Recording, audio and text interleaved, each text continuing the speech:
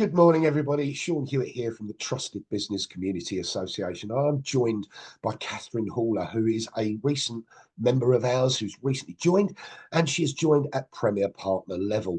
What does that mean? She is based in just outside Cardiff in Wales, and she is our Premier Partner for what she offers into her country. But it doesn't stop her from reaching out to the rest of the UK. And if anybody outside of the UK would love to have a chat with Kathryn, she's more than happy to obviously have a chat with you further afield. Kathryn's in the space of saving people money, but also building a future wealth program for them alongside those savings. Kathryn, welcome to the big interview. Thank you, Sean. Lovely to be here. Absolutely fantastic to have you here. So now, obviously, people are listening in, Kathryn, and they're going to be obviously wanting to know who this Kathryn Horler is. What does she do? How does she save people money, and how does she build wealth for those around the UK? So could you perhaps give us a little bit of a backstory as to who you are, where you've been in the past, building up to what you're offering now, and we'll talk about what you're offering now a little bit later on. Yeah, of course, sure. Okay, so as everyone's going to hear from my accent, I grew up in Wales. I've come back to Wales. I went to university in London, got a qualification in genetics, came back home to Wales, like I said, to Cardiff, actually. I currently live in Caerphilly, which is just over the mountain from Cardiff. So I started my career in the NHS in the local hospital there. Did that for a while until I did my master's degree, which I did by thesis. Was always really interested in maths and IT, so swapped completely then to a career in IT. Now, I applied for a job in IT with no qualifications in it at all. Was absolutely amazed to get an interview, let alone be offered the job. But I think that's really key, to be fair, because I think lots of people, we've grown up thinking everything is about qualifications, but it isn't. It's about what we have to offer as a person as well. And if I mention the word sales, shall I say, for most people in the UK, that probably comes up with some really, really negative connotations. But I think what we have to realise is we're selling ourselves every single day. And even if we go for a job opportunity, or whether we're talking to people with regards to, don't know, maybe a future partnership, etc., we are selling ourselves. It's how we come across. And I think authenticity these days has really taken over from the influencers and all the rest of the fake stuff that people see out there. So that should have been that should have made me see that actually there is more to things than actual qualifications. So I really, excuse me, really enjoyed my career in IT. Fabulous, love both my jobs, and I know lots of people can be fortunate to enjoy their jobs these days, but it's not always the case. Sadly, well, no, I say sadly, redundancy hit actually back in 2008, because that was the one, jobs got sent abroad, etc., because it was cheaper there. So they made the whole department redundant. And I say sadly because obviously I lost my form of income, and that's what people are familiar with. You know, we have one job, one form of income. When that goes, oh my goodness, is there a backup plan? But it was fortunate for me because I'd already been thinking IT wasn't a career that you were going to be in until 60, 70, whatever the retirement age is going to be. So it gave me the opportunity to leave a really well-paid job without having to make that decision myself, if you see what I mean.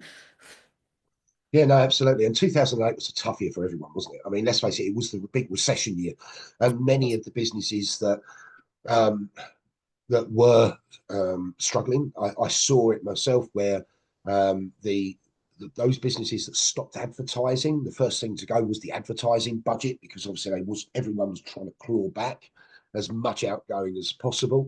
A lot of those businesses, not all, but a lot of those businesses that did pull back on the advertising aren't here with us today. And those that carried on and saw that there was an opportunity to continue Um, a lot of them are still with us today, or if they're not in their original format, they've been swallowed up by maybe a bigger corporation, and there's been but they're still out there. And I must admit, 2008 was a year where so many redundancies were being made, and like you quite rightly say, because it was being shipped out abroad, it was cheaper to obviously get things made, manufactured, whatever it was, on foreign shore. A lot of the UK industries were finding it very difficult, and redundancies were part and parcel of that horrible year of 2008, Indeed. with the Yeah, with the big recession. Dare we say the R word? But yeah. the it was a big recession time, and lots of businesses had to pull back, didn't they?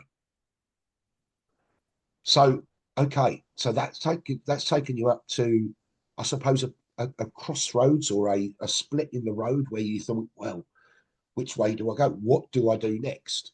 So bring us a little bit more up to date with where we are, and what you've been developing over that period of time since the redundancy.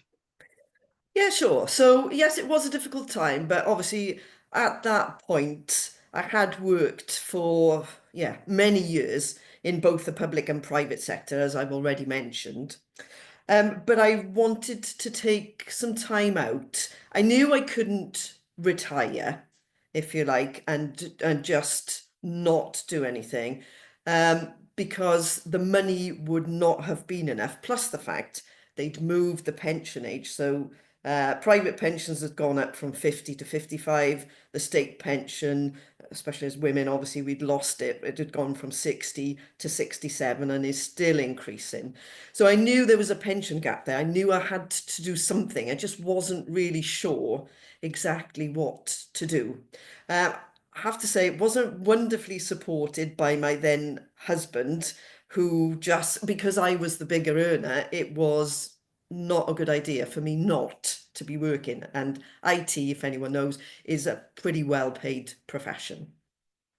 But no, I stood my ground, took my time out. Um, I came across some adverts for training in sales. Not really what you would think somebody who'd worked in hospital labs and IT departments would take up, but it was a challenge, realistically. So I thought, well, what have I got to lose? I'll give it a go. Didn't last very long in the first company that I worked with. It was for selling orthopedic beds, but it wasn't to a particularly nice end of the market, if you like. So I pulled out of that. I then did some training with a double glazing company, which, as I've said in the original part, if you think of sales and you think of the bad ways to do it, that's probably, yeah, the pits. Maybe I shouldn't say that, but you know, I was reasonably successful, but it really didn't really resonate with me. I like to be upfront with people, offer what we have to offer without having to negotiate, knowing someone's going to win and someone's going to lose. So during that, when I worked for that company, I came across, got reconnected with somebody. Our children had gone to the same nursery. Her husband had been, he was no longer able to work. He'd been a bank manager, had a nervous breakdown. They didn't think he'd ever work again.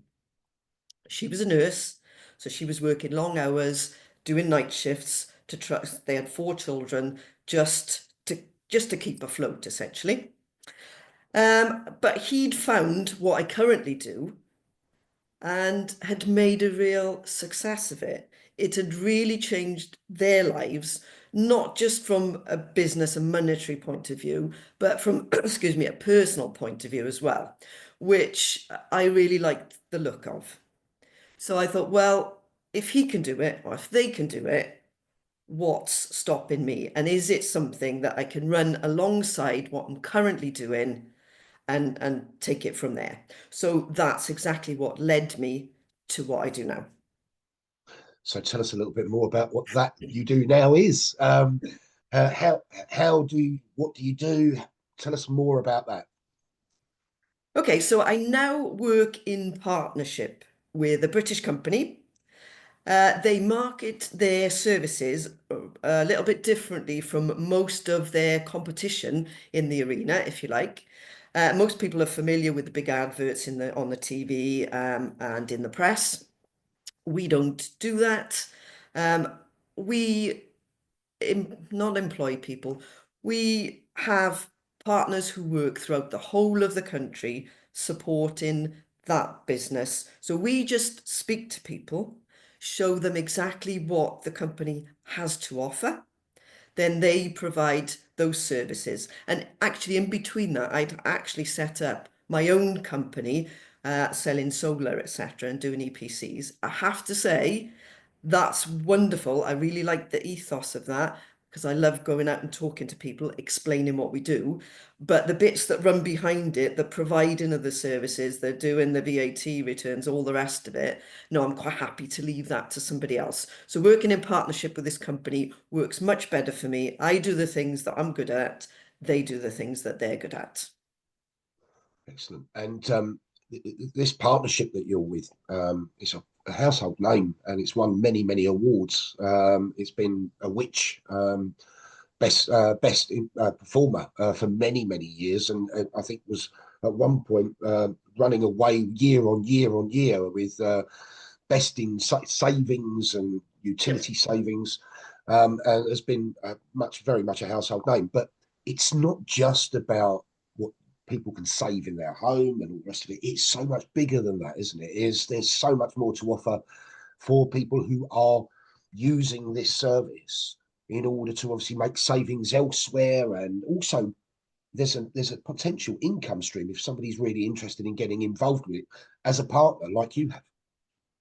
Yeah, exactly, Sean. So yes, having been part of, excuse me, part of the company since 2011, it's amazing what we take almost for granted, if you like. You see some of these big names when they do their adverts, they've won this which award or that which award, and we've won so many. If you visit head office, which is in London, um, they cover the wall, and we have so many 80 plus, maybe going on closer to 100 awards now since the company's been around, which has been for the last 25, 26 years now. Absolutely. So that is the really nice thing about it. Yes, again, compared with our competitors, we not only offer people who want to become members savings on all their household services, we can also offer a way where people can earn an income, sharing that with their friends, family, people that they know. And the really great thing about it is it's a win-win-win situation. As I said earlier, I'm not keen on for somebody to win, somebody else has to lose. This offers a way where everyone gets to win. The company makes money. We've got partners who run self-employed businesses around the UK, and the customers save money. What could be better? Yeah, like you say, it's a win-win all round, isn't it?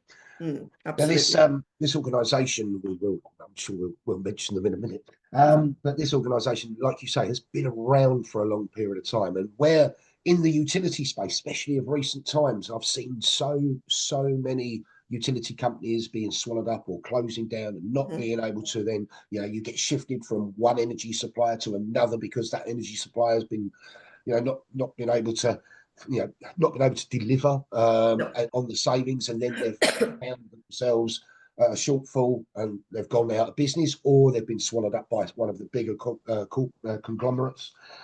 Um, you've been around for 25 odd years, which is as a company. That sustainability as a company is something that I think any household owner or somebody renting their property, that just gives you an extra layer of confidence in just how strong the company that you represent are in their space. And the lovely thing about it is, this is where I really like, the big difference is you can involve those that are using your energy savings by bringing them on board to be able to work alongside you and other partners around the UK by being part of the team Yeah. and earning an income on top of it as well. Mm. And I hear that through the grapevine, I hear that those that do want to join in, there's certain criteria, but there's an opportunity to get free energy now as well through this company, which is amazing. Who would want free energy? So tell us, who is it? Who is this company that's got all these wonderful things to give to the UK residency? Okay, so the company is UW. We used to go by Utility Warehouse, but I guess with branding these days, everybody wants to become more modern. So yes, we're now under the brand of UW. Absolutely. Absolutely brilliant. Now, obviously, I know that you're looking to expand your team. I know that's something that you'd love to obviously get more people involved in your team as well. So for those that are looking for the for a team opportunity, and equally for those looking to make savings on their utilities, then could you tell us where we can find you, Kathryn? Where can these people listening into this interview today, where can they find you?